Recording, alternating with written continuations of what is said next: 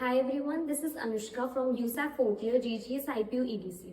So coming to the admission process, in order to take admission in USAP GGS IPU, you must be from a mathematics background. Earlier the requirement was that you must be from a PCM background, but now you can apply from any stream as long as you've studied mathematics. The minimum criteria is to pass your 10 plus 2 with 45% score aggregate in maths and overall above 75% in state board. Give entrances like JEE, ARC and NATA for architecture. Uske baad we have to register online on the official website of IPU. The site is a little messed for online updates, so keep checking it a little frequently. IPU में 85% seats are reserved for Delhi candidates and rest 15% seats are reserved for outside Delhi candidates. Merit lists and cutoffs 3 rounds तक होती है, round 1, 2 and 3, where we have outside Delhi and Delhi candidates with caste reservations. In sliding and spot rounds we don't have any caste or Delhi candidate reservations, so उसमें easily मिल जाता है.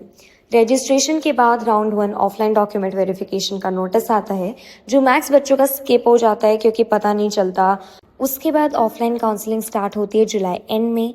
Then अगस्त first week round 2 document verification का notice आता है, which is basically a second chance for the ones who missed round 1 verification.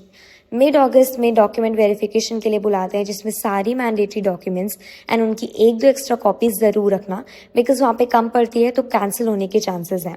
इसीलिए हर एक document बहुत ध्यान से याद से रख के लेके जानी होती है. देन उसके एक हफ्ते बाद ऑफलाइन काउंसलिंग का नोटिस आता है. सो अराउंड अगस्त 25 to 26 2 दिन काउंसलिंग होती है.